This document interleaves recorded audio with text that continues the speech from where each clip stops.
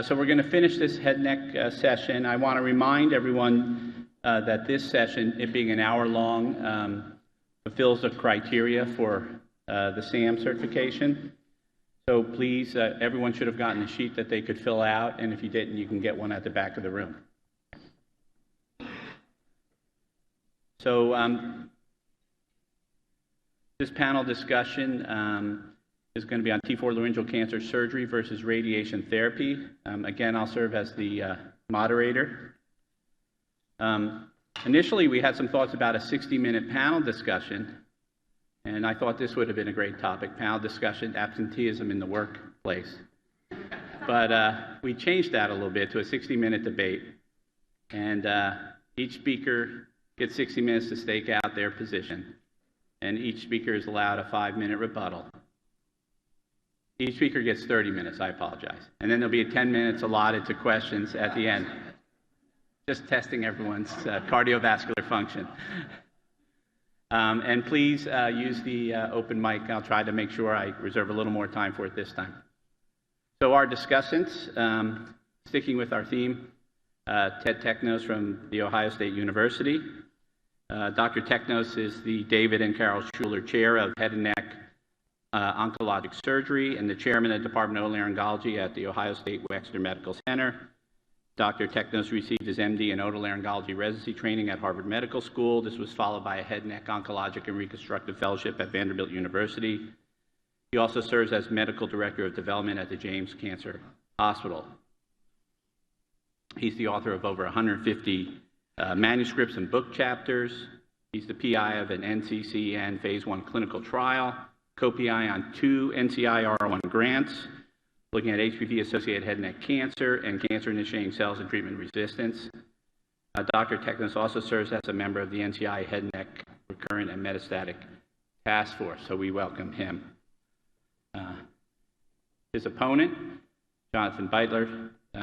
Jonathon Beitler, MD, MBA, is a professor of radiation oncology at Emory University and a core member of the Developmental Therapeutic Program at the Winship Cancer Center.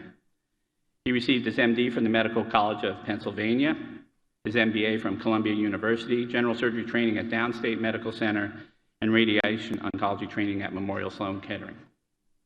He's currently a colonel in the U.S. Army Reserve and National Guard, where he's chief of aviation.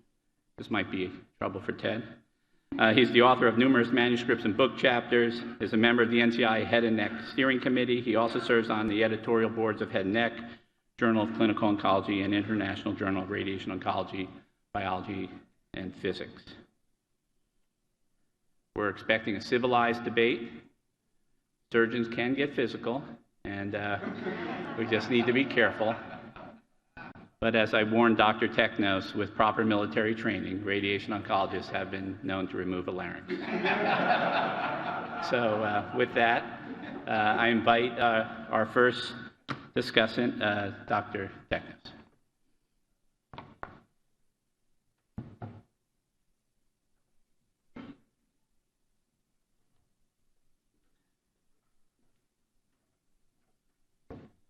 Thank you, Dr. Rocco. Those are great slides.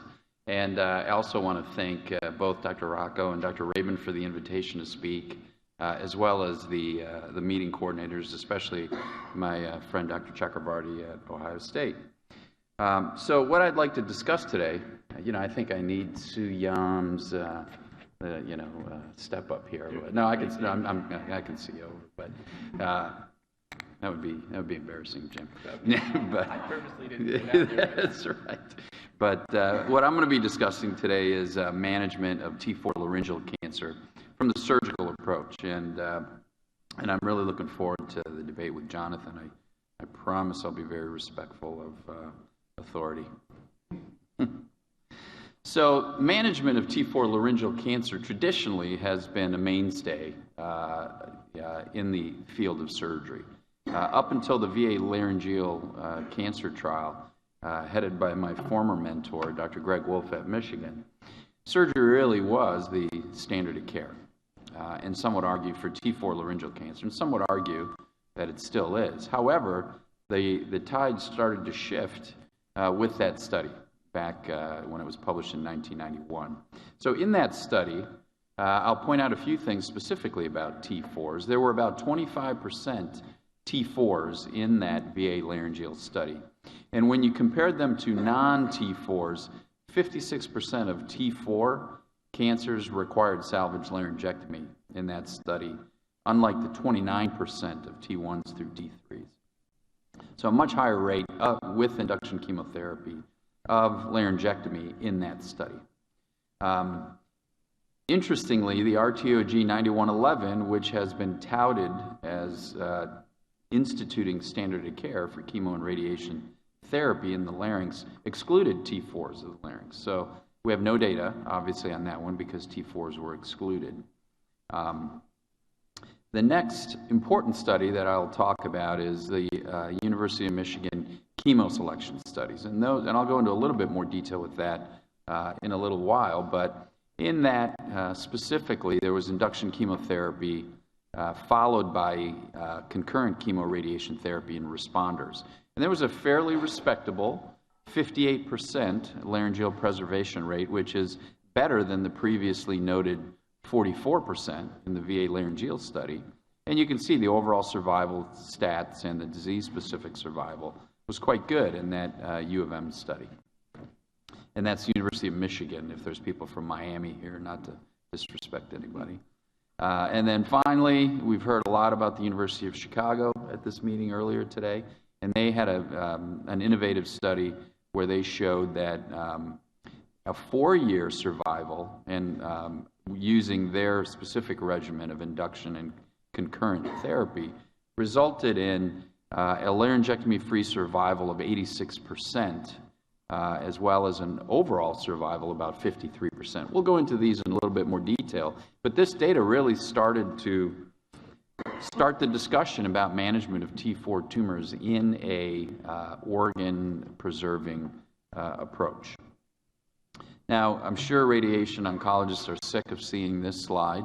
Surgeons, I think we put it into every single talk we give because we enjoy it so much. But this is Harry Hoffman's study where he showed that between the years of 1985 and 1998, the rates of surgery in laryngeal cancer have been steadily declining.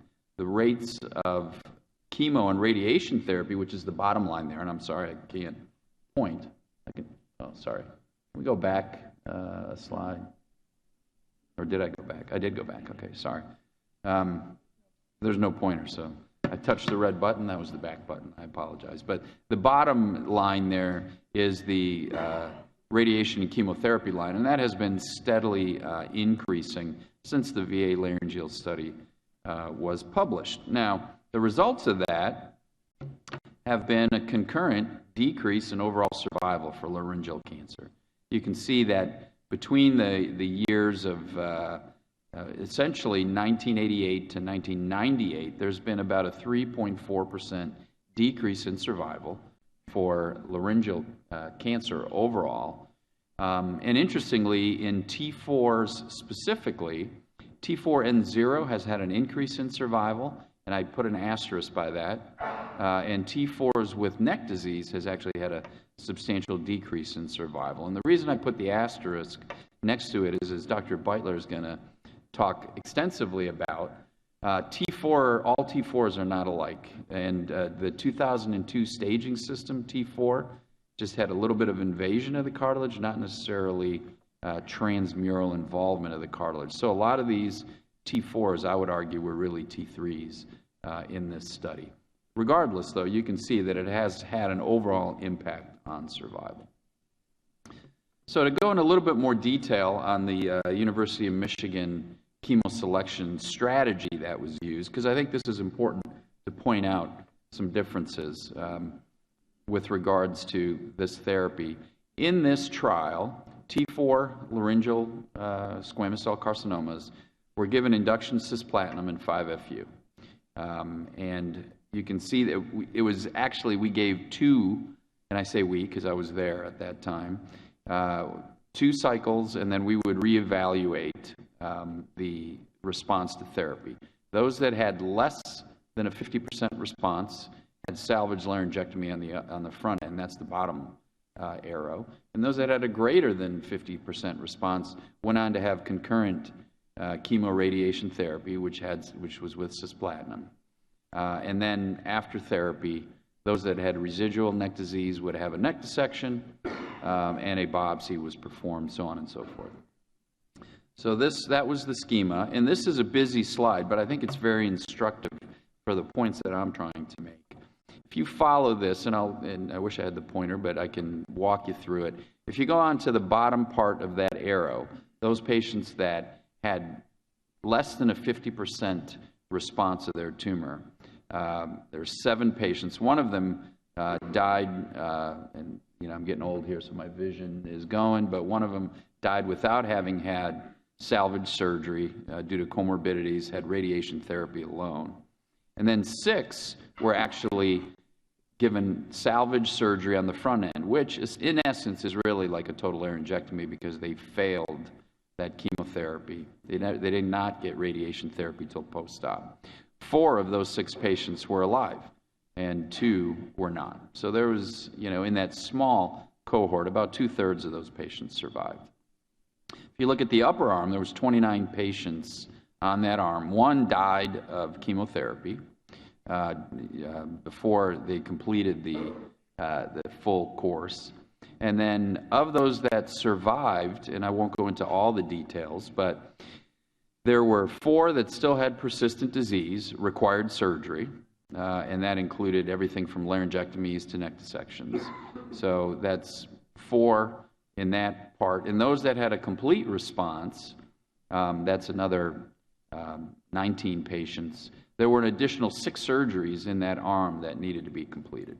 So all told, if you look at this as an event-free survival, meaning recurrence of cancer or death from cancer, there is a much busier part to this slide on the upper end than on the lower end. And although I don't make a big point of this in my talk, if you look at the economics of this, the bottom part, those patients are done.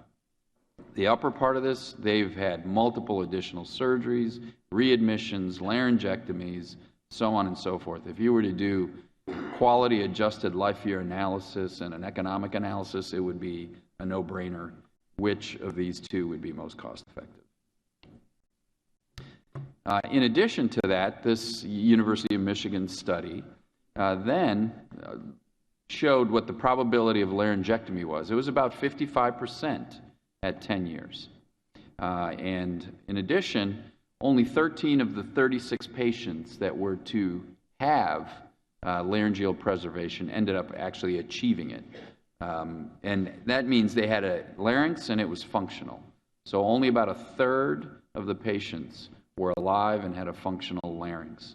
17% had a trach, 17% had a G-tube. And the other thing that was gleaned from this study was that those who had advanced neck disease, that's the lower left there, N3 is the green line dropping down precipitously, but those with advanced neck disease did very, very poorly under these laryngeal preservation protocols. Now, the University of Chicago study, which mirrored the Michigan study in a lot of ways, and I won't go into as much detail with that study, there were 32 T4 patients. The Michigan study had 29, so again, these are small numbers, but the overall survival was about 56%. Laryngeal preservation rate here was better, actually. It was 81% at 4 years, but 13% of patients were dependent on a G-tube and 20% needed to have a trach. So again, functionally, a lot of these larynges were not functioning very well. Now, this is a point that I want to make. All those studies were done in the era of the 2002 staging criteria. And that criteria was changed in 2010. So prior to 2010, this picture on the left represented a T4 cancer. It had invaded the larynx, and you can see that the intermedullary space, if you will, between the inner and outer tables of the laryngeal cartilage on the left is invaded. And our radiologist at Michigan, Suresh Mukherjee, would clearly upstage this to a T4 almost routinely when we would see these patients at tumor board. So that would have been a T4 in these studies. Whereas in post-2010, the new staging criteria says that you can't have what you had on the left side. You have to traverse the entirety of the cartilage, and you have to have some extra laryngeal spread for that to be a T4 cancer. They look alike, but they're certainly very different, and I think Dr. Beitler is going to spend a lot of time talking about that. So there was clear stage creep in these earlier studies, which showed all of this data that I just presented. So I bring back this slide. How many of these T4s were really T4s? And there's no question that this T4 N plus group has been shown both in the Michigan study and in the Chicago study to be a poor predictive factor. So how do we, and as you know, many of these T4s actually do have pretty extensive neck disease. So what to do? And what's the right answer? So this paper, which is hot off the presses by Dr. Rosenthal and Anderson, essentially looked at MD Anderson's experience with 220 patients treated either with laryngectomy and post-op radiotherapy or laryngeal preservation, and it looks over a 3-decade period of time. So this study, the other thing that this study did is they went back and reclassified all the T4s according to the 2010 data. So it is, all the T4s were actual T4s in this, and in those who had laryngectomies, they actually looked at the pathology. So it's in essence the best we have to look at an actual current T4. So you can see the overall survival characteristics there. You know, the sad thing is every one of these, and we often lose sight of this, but the overall survival, 10 years for all these T4 larynx cancer patients is dismal. 29% 10-year survival overall. Local control and local regional control is quite good, as is freedom from metastases. But these folks, maybe were just related to their age and they die of non-cancer specific causes, but overall survival tends to be pretty miserable. So this is for all comers. When they looked at a multivariate analysis of all patients, what they showed is that nodal disease and patients older than 65 had a higher mortality, and that superior survival was achieved with patients in the glottic subsite, and presumably that may be because less of those folks tend to have nodal disease. When you look at the outcomes, though, broken down by total laryngectomy with post-op radiation versus laryngeal preservation, on the upper left, you can see what the local recurrence rate is. It's much lower in the total laryngectomy with post-op radiation group. Laryngeal preservation group, there's a statistically significant difference. And similarly, in the upper right, that's local regional control, is much better with the total laryngectomy and post-op radiation group compared to laryngeal preservation.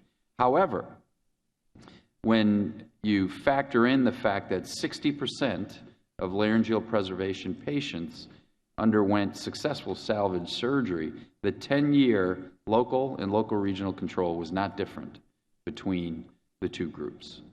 So that even though there is a statistically significant difference in local control and local regional control, long-term that was essentially nullified by good surgery. The other thing that I just will hearken back to, that costs money. And readmissions costs, we just published a paper on readmission following laryngectomies in the chemoradiated patient. They can be anywhere from $100 to $1.4 million of hospital costs per patient for those readmissions and operating on those complicated patients. Now, the good news for the laryngeal preservation crowd, if you look on the lower left, is that those folks who underwent laryngeal preservation, so presumably you got chemotherapy in the mix, actually have fewer distant metastases. So that gives some credence to fewer distant mets if you, as our chemotherapists say, sprinkle in some chemotherapy, to deal with distant mets. But overall survival was really not any different when you took it out 5 and 10 years. The other thing that's very telling, though, and I think more important than just survival, is how do these patients function? What is their function like? So I believe it was Dr. Yam who said this, and I think this is incredibly true. You can sit down next to your patient, and the top line there is saying you will freedom from laryngectomy. So in these patients who were treated with laryngeal preservation, 70% of them did not require a laryngectomy, at least in this study. However, when you start to parse it out, the second line down is freedom from laryngectomy and from laryngeal or esophageal dysfunction. That drops down to 30% or 40%. So actually, even though you preserve the larynges in 70% of patients, only 40% actually have freedom from any sort of dysfunction. And look at the upper left bullet point there. 45% of these patients required a trach at some point after radiation therapy. I mean, that's an astonishingly high number. 23% of them had dysphagia, 17% of them had G-tubes.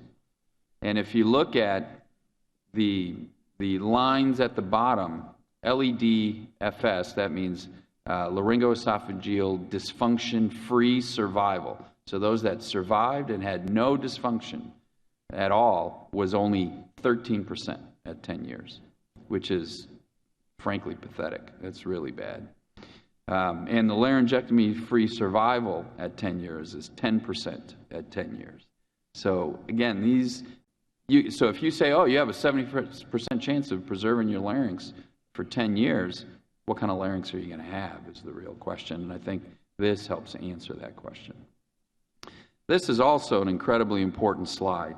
So green here means that you have improvement in that factor, in that survival, and red means that you have obviously a less or a decrease. So when you look at the top line there, that is laryngectomy with post-op radiation, you have better local control, better local regional control, and better event-free survival. So what is event-free survival? Less recurrences and less cancer deaths. And essentially the reason it's green there is because we already talked about there was no difference necessarily in survival, but you have less events where you have to do more surgery, more chemo, more radiation, so on and so forth to salvage those patients if you do upfront surgery. So those are, I think that's a very telling graph. So I ask you, if you had this cancer, what would you do? This was your larynx. And if you look on the right, this person has a trach in place, and this is a T4 laryngeal cancer. It's a compelling question. I know what I would do. The problem is, though, only about 24.6% of patients care about their survival.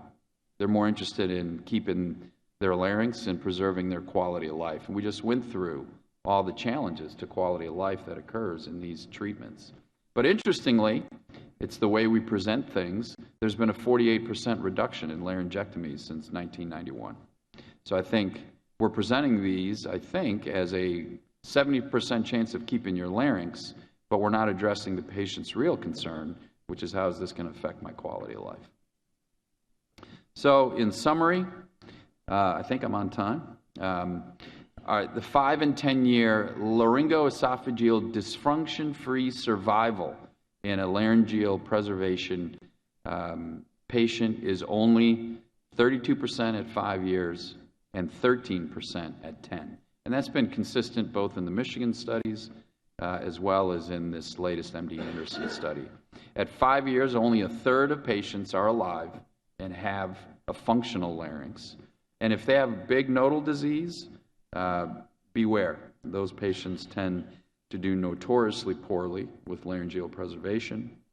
And my own editorial is that laryngeal preservation should be reserved for those patients who have low volume disease, N0 disease, minimal cartilage involvement, no baseline trach, and no baseline swallowing function.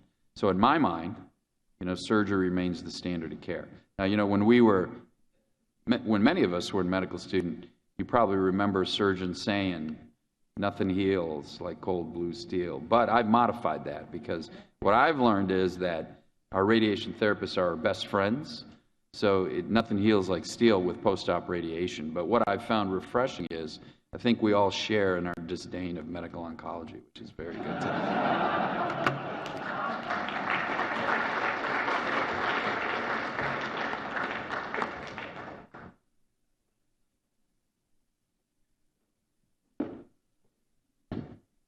I was going to say, what a wonderful talk.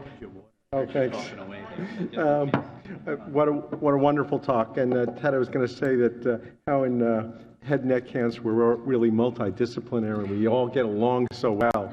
And then we throw our medical oncology colleagues under the bus. Pretty smooth, though. Knows his audience. This is radiation oncology land. Let's see. Disclosures.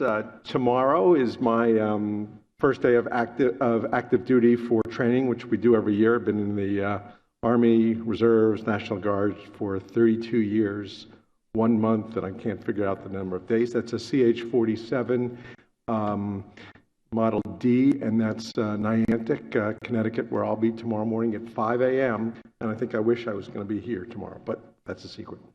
General guidelines. I think that Ted pointed out that for T3 disease, the VA and the RTOG 9111 have given us the standard of care, and we're very successful and doing real well with that. And I think for T4 disease, I think there's a lot of confusion in the literature, and I'm going to try and make you all a little more educated on it, and help guide the radiologist to what you really need. This is 9111, and like Ted, I sort of bemoan the lack of a point there, but I think if you look at the top left thing, you can see that that yellow line, which is the concurrent chemoradiation, is at least 10 points higher in terms of laryngeal preservation.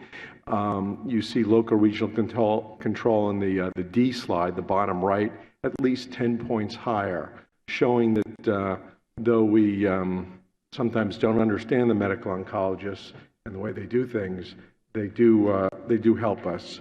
And there was a paper showing that radiation oncology benefits by concurrent chemotherapy to the tune, and David Rizzel's actually the author, of about 10 gray. So that's a big deal. I'd like to sort of meet this sort of thing head on. The Lefebvre and our esteemed and recently lost colleague Kian wrote a consensus statement which came out in 2 journals simultaneously, Head and Neck and our journal, the Red Journal, Anthony Zeitman now heads. And what they said is patients with T4 disease, particularly when the tumor extends through the cartilage into the neck soft tissue, generally undergo initial surgery and are not considered candidates for larynx preservation. This wasn't written in 1945. This is written 2009. I have, yesterday I saw a patient with T4 laryngeal cancer, fully functional. He's a farmer, does hay, cuts down hay, not that I know what that means, and rescues horses and quite happy. Sometimes I see T4 patients who still have gastrostomy tubes, and I think that their ability to function, we talk about listening to the patient, their ability to converse, to function, to earn a living. When you have a laryngectomy, your standard of living goes down because a lot of times you can't hold a job. I think that those people who have a gastrostomy are not total losses, and I sort of resent the fact that this has come to mean failure. I also think that with speech pathologists, we're having less and less of that as a problem. So the learning objectives here, and I don't know the answers to question 4 or 5, so I did questions 1, 2, and 3, so if you see me raise my hand, it may be the answers for the SAM question. But my learning objectives are that CT scans are inaccurate in staging T4 disease. I'm going to talk about dual energy photon CT scanners and MRIs for more accurately staging this. I'm going to talk about the patterns of T4 spread because imaging has shown us that the patterns are different than we learned about.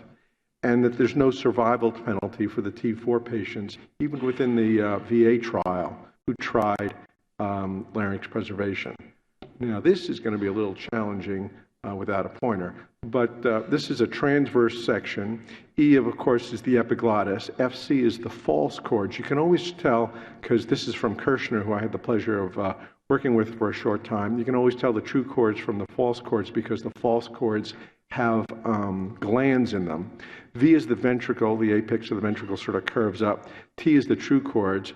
The cricoids are there, and between the cricoid and the true chords, there's this thick layer called the conus elasticus. When I talk about the patterns of spread, we don't talk about the conus elasticus and appreciate the importance of inferior spread as much as I think we should. And it's sort of, you understand this because we're always looking down at the larynx and never look up from the bottom. This is the staging thing. I would say that we've always, the 7th edition just sort of clarified what was really always there. And it says that you have inner cortex invasion of the thyroid cartilage. That's only T3. And so many radiologists, and there are actually so many really good publications that err on this fact. T4 through the outer cortex of the cartilage or beyond the larynx. My mother is a really good artist. There was a time in the 60s where you could take some things pass-fail, and art was one of the things I'd always take pass-fail. And this is the only cartoon I will ever get published. And the yellow thing is the invasion. This is, I grew up, the word was erosion, but this is T3 disease. To drive home the point, the red going through the inner and the outer aspect of the thyroid cartilage is penetration T4 disease. Of course, I think we're all comfortable with the blue extralaryngeal spread, and of course that goes different ways in different planes. The ugly truth is radiologic T4 does not equal pathologic T4, and really it's the way that we make this determination. No matter how great a clinician you are, unless the tumor is coming out through the skin, which I rarely see, you really have to rely on the imaging. That's a picture of Kuwait, a really ugly place, or at least the part that I was in when I was stationed there. And we looked at 100 laryngeal cancers, trying to decide the prognostic accuracy of CT scanning. And CT scanning was not great at thyroid cartilage penetration. We have great neuroradiologists. If there was thyroid cartilage penetration, you look at the bottom, it was only identified, and you see that's the blue line, 59%. And if imaging identified thyroid penetration, it was only true 3/4 of the time. I hope that's a 74%. If there was extralaryngeal spread, they were better at it. Positive predictive value, 81%. But you think of that 74 and that 81%, and it pretty much mirrors what was published a year later by my colleagues from Alan Chen in California. And it talked about the overstaging of cartilage invasion by multi-detector CT scanning for laryngeal cancer. And the positive predictive value is 78%. Not really good, and you're betting somebody's voice box on it. He talked about major cartilage invasion, which got a little confusing because that's actually T3, and he thought that the proportion of patients downstage after they took the larynx out, sorry about that, was 47%. This is a little bit about the patterns of extralaryngeal spread. Took another sort of swipe at this. And what we all learned was what I learned, and some of you, I'm sure many of you are younger than I, is that we have the pattern of disease that we see on the left. That is a laryngeal cancer just burrowing straight through anteriorly through the thyroid cartilage. It's sort of that red thing going right through, and that's what you could tell on plain imaging. It was easy to tell. You could even feel that, so maybe the clinicians were better at feeling that and deciding that that's tumor and going through the thyroid cartilage.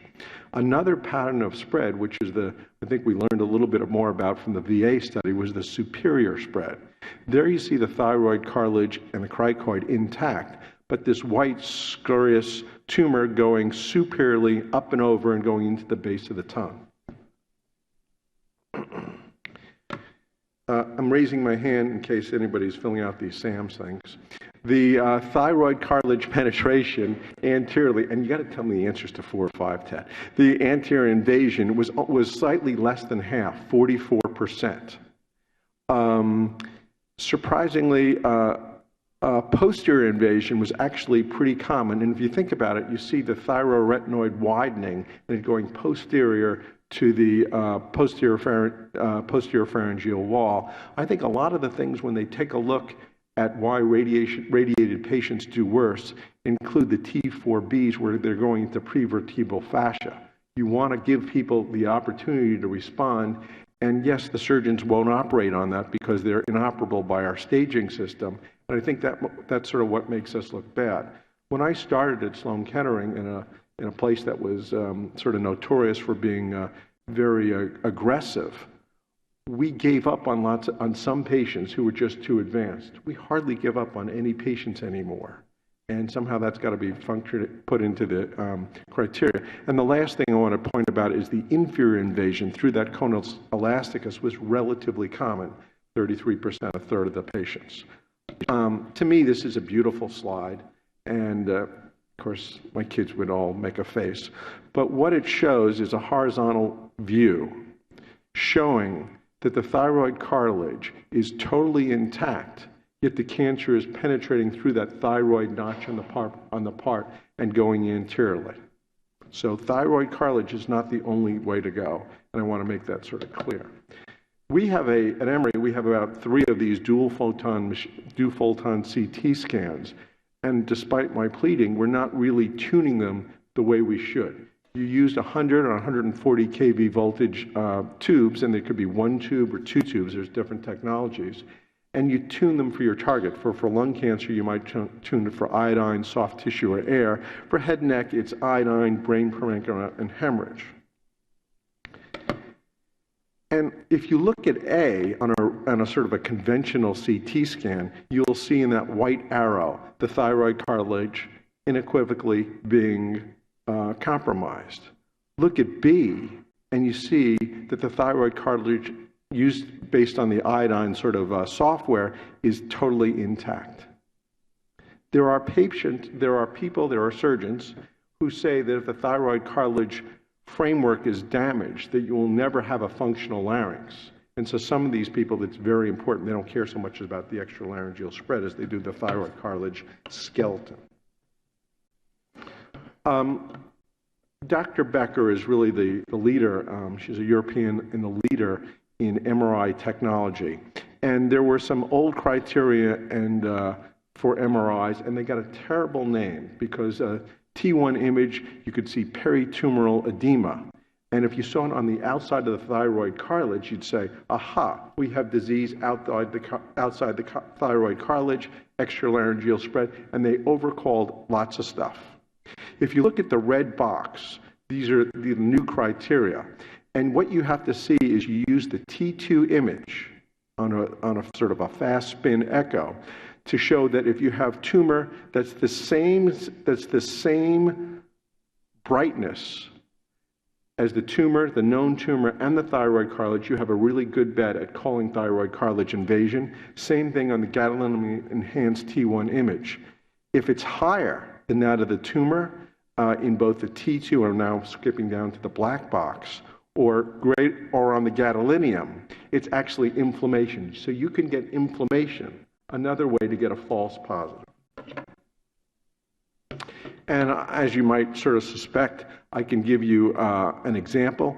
And T is the tumor, and what you're seeing is unequivocal on the M1 image, unequivocal involvement of the thyroid cartilage based on a T1 image. Same image, top left. But yet, if you look at the T2 image with a very bright signal, you see it's inflammation, and the same thing how it's brighter than the tumor. It's not tumor, it's inflammation. And you see the same thing on the T1 with GAD. And of course, in this paper, they did the surgery, and you see the totally intact thyroid cartilage and pathology, hopefully at the level of the imaging. One of the things that people want us to be is perfect. And radiation oncology is far from perfection. But I would submit that so is total laryngectomy and adjuvant therapy. This is data from sort of the temple of surgery. Gene Myers said the only laryngeal preservation he likes is the larynx in formaldehyde. And probably shouldn't have said that. Anyway, 78% local regional control. And we have seen, those of us in the field have seen patients who fail after total laryngectomy. This is an old paper, and it's from the University of Florida people, and I'll go into the specifics a little bit more. But if you look at the non-bulky lesions, and this is without, this is radiation alone, without the help of our medical oncologist, about 2/3 of the patients are cured. Bulky then meant emergency tracheostomy before treatment. This sort of stuff about the through the epiglottis, massive disease, greater than 75% involvement of the pre-epiglottic space.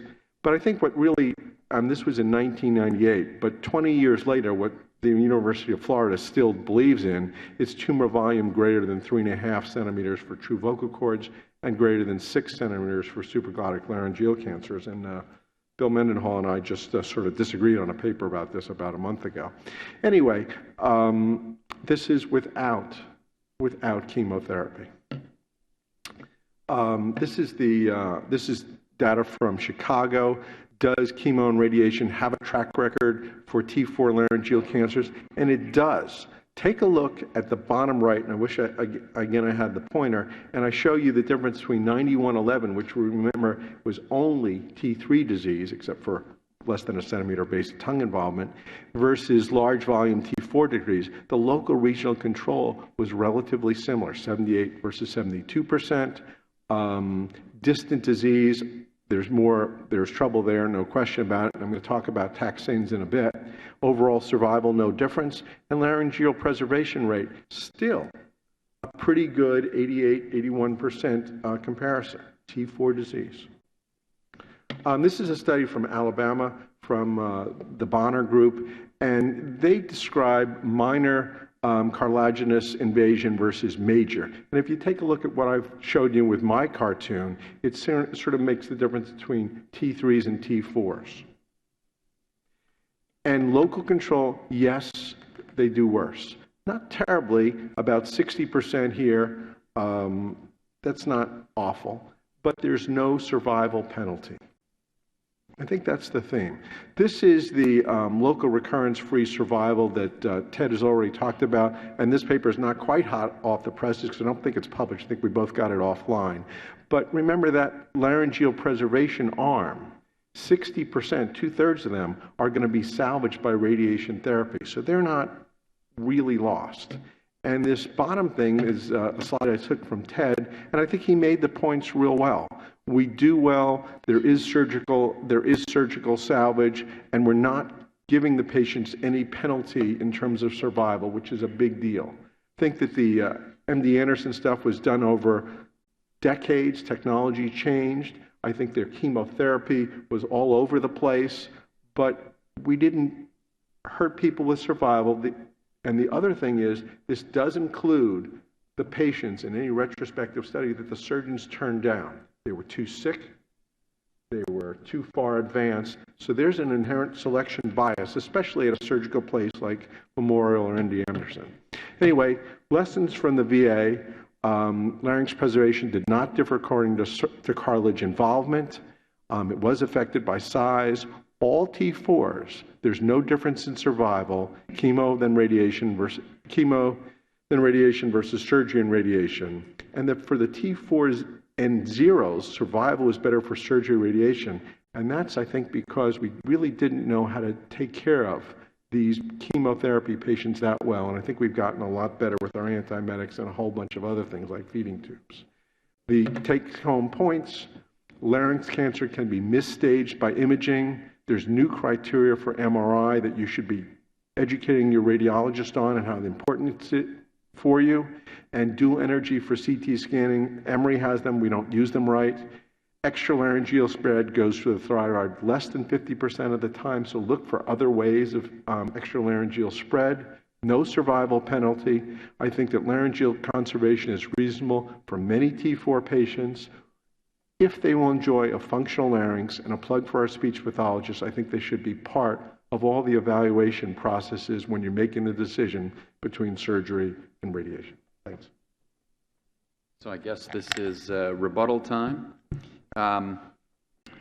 Yes, that's the rebuttal. No, I think that I think we're saying a lot of the same points in the sense that there may be some T4s that are treatable, if you will, with chemo and radiation therapy. And while I'm up here, what I really think is, and this is going to echo some of the comments that were made earlier today, I think rather than relying on the T staging per se, ultimately what this will boil down to, I think, is to molecular predictors of survival and molecular predictors of therapy. And if I can put a plug in for my colleague, Dr. Rocco, you will notice that he's published on using next-generation sequencing, and tumors that are very, very heterogeneous in nature are less likely to respond to laryngeal preservation approaches regardless of stage,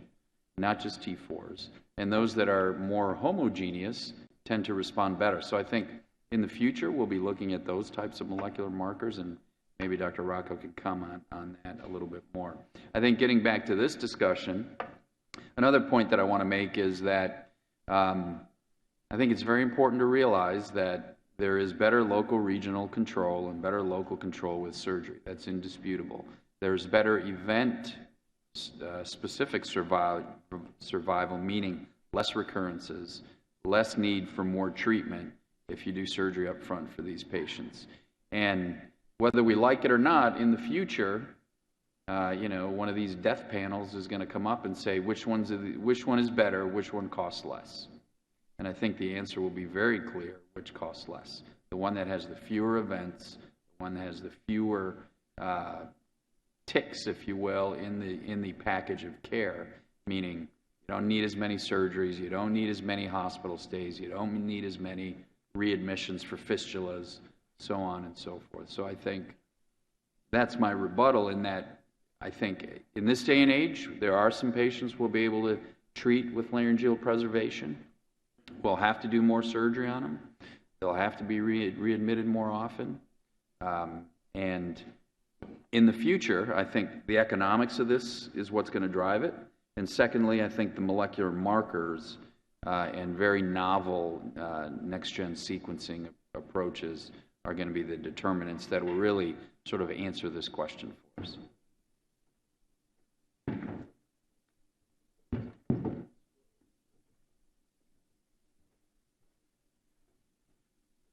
Oh, there it is. Chemoselection is a strategy for organ preservation. I think that's kind of another way of saying induction chemotherapy. I have highlighted Dr. Teknos' name as he's pointed out. He was there and participating. And 3-year survival rate of 78% with T4 disease. At least he's supporting a non-surgical modality. And the question is how and when to administer chemotherapy. Jonathon in the corner. It's a good thing the medical oncologists aren't here. David alluded to seduction by induction. When the Posner and the Vermorken articles were coming out of the New England Journal, all of a sudden every medical oncologist I met wants to do induction chemotherapy, and I just didn't see the data. Concurrent chemotherapy has not reduced metastases. It was basically an improvement in local regional control, so radiation sensitizer. It was supposed to reduce metastases and improve survival. Survival has remained unchanged. I do think that taxane is something new, so I call it DPF instead of TPF, but docetaxel is important. I'm going to talk a little bit about that. And induction chemotherapy is toxic. David Brazell talked about the 5% mortality, people dying in excess in the induction chemotherapy arm of the Chicago study, and I've talked about some late toxicity and published on that. Induction chemotherapy is toxic and it interferes with definitive therapy. And it's not a new idea. This came out in 1979. Rubik's Cube goes on sale. John McEnroe was 20, US Open winner. ESPN had just started. Thurman Munson, I'm from the Bronx, crashed his jet in Canton, Ohio, kind of broke our hearts. And there was peace in the Middle East, and we know that kind of didn't last. But what they did, this was hung before Wayne State, there was induction chemotherapy, and great news, it was like a birthday party. 3/4 of the patients experienced more than a partial response. Wow. And they sort of waxed poetic about what they've accomplished. Striking anti-tumor activity, increased resectability, and we all know they really shouldn't resect any less than the patient started with, so I always hated that argument. Does not compromise surgery radiation, and I'll talk against that, and they don't know about survival. That was true. Well, Ted's the holder of the Schuler chair, and I took this from a SWOG study that he wrote, and these are all the negative randomized trials at head and neck. And when I give this talk, I can go through 4 different organ sites, including breast and rectal and anal and lung, and talk about how this has failed in lots of places. But all of these trials were negative. It's not like we haven't tried this. The VA trial, we get great response rates. You know, Hung got 79, 80%. The VA, 85%. Survival was not improved. I have the feeling that they were doing I think this sort of slide, they were supposed to be improving survival. Then they said, well, we'll switch the endpoint to organ preservation, and they sort of changed the target to maybe for good or bad. This is the Paradigm study. Though I'm listed as about the 24th author, we were the second accruing and maybe even the highest accruing in this study, and there was no improvement in PFS or overall survival. I think this has been talked about earlier, but I think I pick out a slide that's pretty important. This is the Chicago data from Ezra Cohn. And what it shows, if you look at the blue line, those are the responders. If you look at the yellow line, those are the non-responders. To me, this talks against the value of chemoselection. It didn't make a difference in terms of overall survival. And this is taken right from that paper.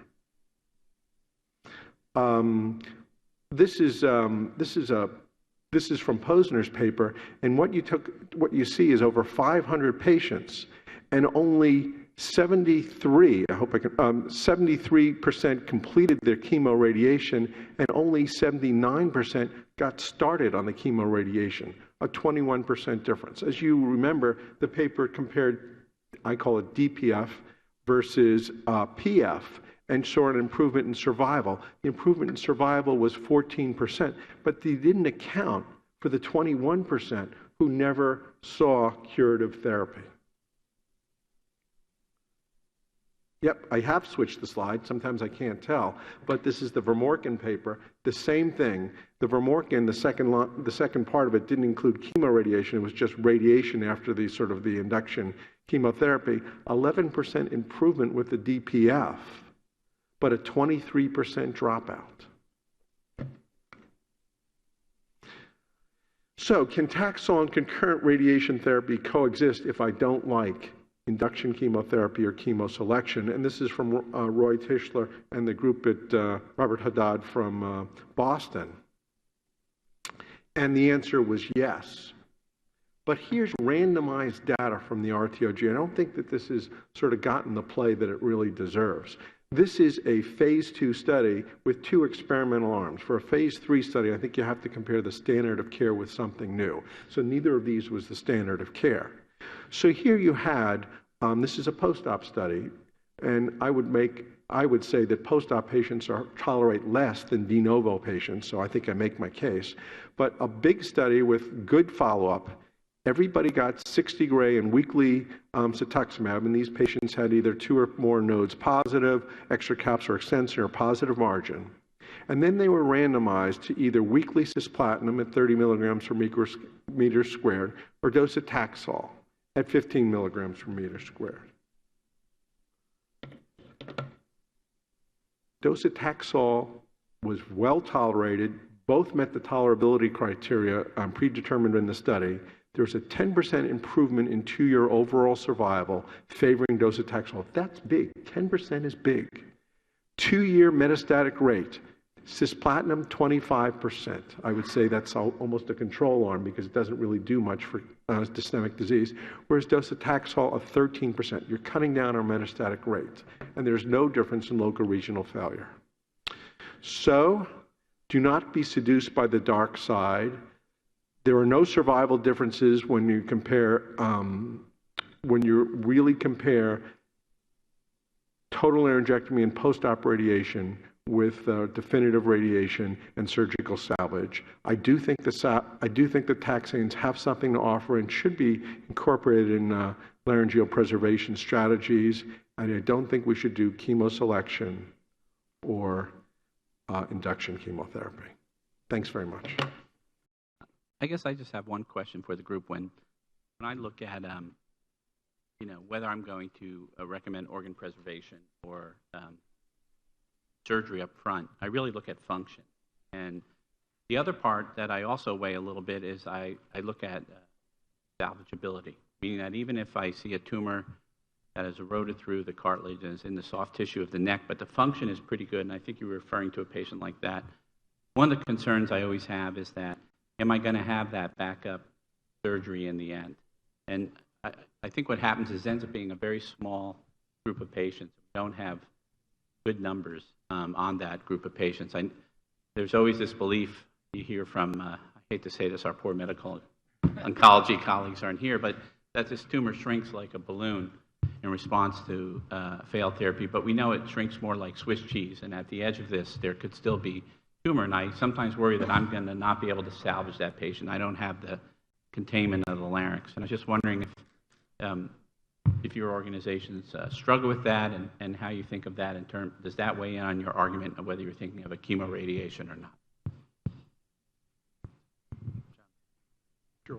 So I have a surgeon who doesn't believe in palliative surgery, and the other one of his rules is that he doesn't believe that an unresectable disease becomes resectable later.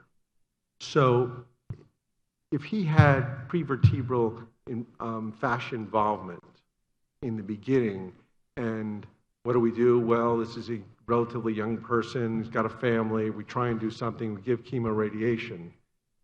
Sure, Jonathan, go ahead, do your best. I mean, that's what we all try to do for our patients.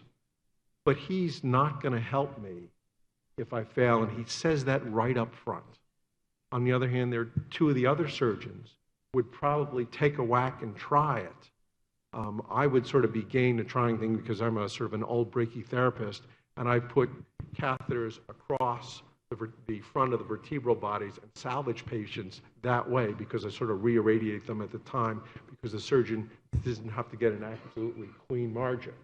So I would try that, but that's out-of-the-box thinking. So I think that that's it depends on your surgeon to some extent.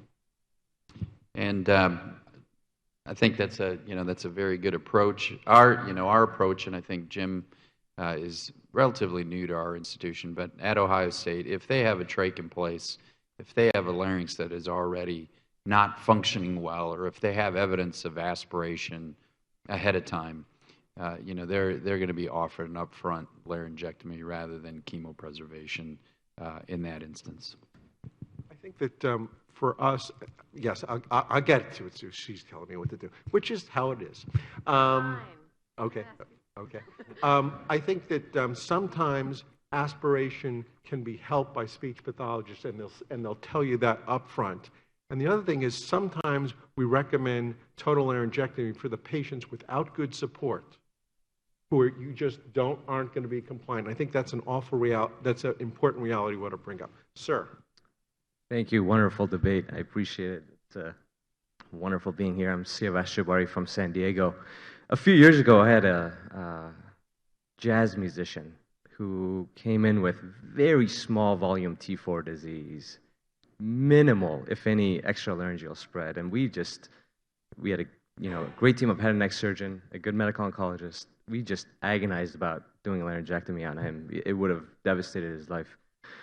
And I trained with Sue, and before that I was at Michigan. I dug up Michigan's induction, not TPF, PF data with one cycle as a bioassay, which I know in the setting of TPF doesn't seem to pan out. But we gave him the one cycle, we restaged him, great response, reserved him, and so far he's doing great. What do you think of that approach for low volume, minimal extension T4 disease, one cycle of PF, based on the Michigan data, not TPF, and bioassay that way? Well, I think, that is the entire reason why that study was done. And, having been there and lived through that study, there were certainly, and I'll be the first to admit, there were some people even who had extralaryngeal spread who had great responses under that strategy. But again, I think we have to look at, so the answer is, to your point, there's 2 points. Number one, I think it may not have been a T4 to start with, to Dr. Beitler's point, so you may have had the response because it really wasn't a T4. But I think for the true T4s, there are some responders, and I go back to the genetic makeup of the tumor that's going to determine our approaches. And a shout out, honestly, to the Wayne State people who were the first ones who really identified induction chemo as a surrogate marker for radiosensitivity. I think we're going to have much better markers than that, but to this point, that really has served as a very good marker of response. I wonder, you did something that made you comfortable, which is really important thing. You want to sleep well at night, and you asked the patient and you said, is it worth, the standard of care you felt for this disease was total laryngectomy. You involved the patient and you said he's a performer and you involved him in his therapy, and I think that was all laudable. But all of these studies, there were 5 of them I listed, they have great response rates. They're 85%. I mean, that's a B+. Did you really learn anything? And then the question is, later down the road, have you introduced a toxicity that somebody's going to have to pay for, and it's the patient later down the road? I would say that the literature doesn't really support that chemo selection, the utility in terms of improving survival or any end result that I can see. Okay. Thank you. Sure. Thank you very much for a wonderful, thought-provoking refresher on both sides. I was just wondering if you're aware of any sort of pooled or large volume data coming out of community or freestanding centers, which is something I often wonder about. And the reason is that having been on head and neck faculty at MD Anderson and now working in the community, we're dealing with 2 completely different groups of people when we talk about it. So your pictures were beautiful, and I get them occasionally, quality of imaging and staging and multidisciplinary discussion. But very often the patients I end up treating are the patients who have no insurance and therefore cannot have surgery, don't have any method of transport to an academic center, have no financial backup for taking how many months off from work and going to Miami. So they end up being treated by me because they are not good candidates for chemoradiation. They came in with the trach. They were sent from the academic center because they have no insurance. So I do think that it's a terrible thing we do. Well, it happens all the time. Yes, I do it to them as well. I do say when I scope somebody and there's no airway, I say, don't say I scoped you. Get in your car and drive up to the ER and say I can't breathe, because they have no money for a trach in the community. So I think it would be it's an interesting question to look at, especially because of this constant barrage. We have this constant barrage of publications showing a disparity in the outcome between patients treated in the community versus high volume center. In fact, RTOG published in JCO in January, looking at, I think, 0129 for low recruiting centers versus high, that the outcome was worse. Right. I think I have the best answer I can think of. Amy Chen from our institution, and I think the previous speaker brought that study up. And what it shows was a decreased survival across the country as time has gone on for laryngeal cancer patients. I think I ascribe that, one, to patients who are selected poorly. So if you're aspirating when you start, you don't have good speech pathology, you're home alone, getting drunk, whatever it is, even smoking, how people could do that. And yesterday's patient was back to smoking. He had a T4 larynx cancer. What are you thinking? Those people do badly, and I don't think it's a fair game. And I really am embarrassed when, in my institution, it's the medical oncologist who turn people away. It's not the surgeons, not the radiation oncologists, and we have to send them back in the community. And I think it's a travesty that we do that for the people. We get up and say we do a better job than everyone else. Well, then if we do a better job, it's our responsibility to try and get that to the most people.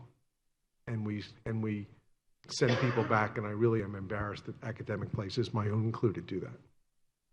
And just to add to that, I think Amy's paper did look at laryngeal cancer specifically, and that low and high volume centers there was a difference. But I think she didn't specifically address the topic of this debate, T4s. And I think even when you look at the major academic centers, most papers have 30 patients or 25 patients. The Anderson paper that I quoted, there was 220 patients, 60 of which underwent laryngeal preservation, and 160 underwent total laryngectomy. So even in these major centers, there aren't enough numbers really to draw great conclusions about the T4 patients themselves. I just want to add one thing to that. The scenario I tried to describe earlier was a T4 with good function. I think a patient with poor function, I think you could really argue for the laryngectomy. If it's not bulky disease that's interfering with the function, you don't think you can get the function back. I think the part about having to have a good conversation with, brought up Jonathon, which I think is really good, is if I see a patient with T4 disease that has good function, I say we can go for the organ preservation portion of this. That's reasonable. But the expectation that there's going to be salvage surgery to return you to those cure rates being equivalent may not be there.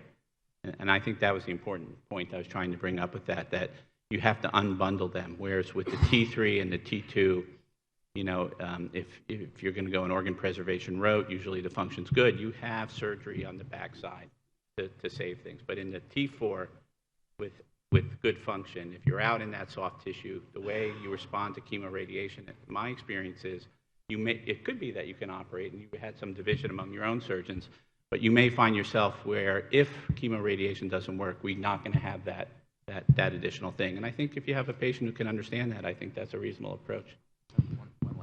Just one last thing on the rebuttal portion that I didn't really put as much emphasis on, but I talked about it in the in the discussion. To your point, Jim, if someone has good function, I think when you do talk to the patient, that understanding that laryngeal preservation is different from laryngeal function and swallowing function, and really explaining that over time that function is going to change, and only a third of patients at 10 years will have their larynx and have reasonable function.